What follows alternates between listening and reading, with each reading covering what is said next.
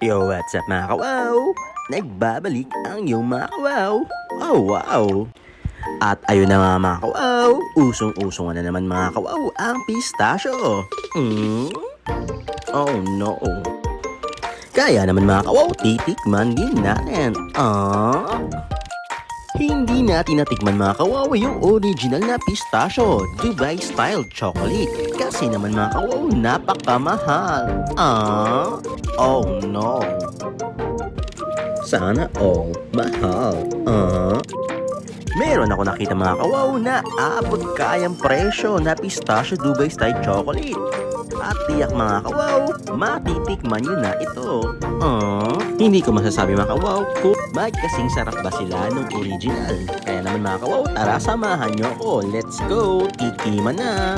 Ayan yung mga kawaw, nahirapan akong buksan ito. Kaya naman, pinilas ko na lang ito. Oh no. At ayan na nga mga kawaw, nabuksan na din natin. Oh wow. So, excited na ba kayo mga kawaw? Ako din. Parang ganito din mga kawaw, yung style ng original na chocolate. Maliit nga lang siya mga kawaw, tamang-tama lang sa kanyang presyo. Kaya naman mga kawaw, natitikman na natin.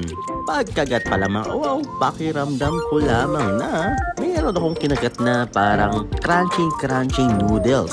Ganon nung texture niya mga kawaw. At yung chocolate mga kawaw, hindi ganun katamis. Yung pistachio mga kawaw, hindi ko gaano nalasahan. Pero pwede na rin mga kawaw. Kung nagustuhan niyo mga kawaw ang aking video, like, follow, and share mga kawaw. Hanggang sa muli. Oh wow! Iba din.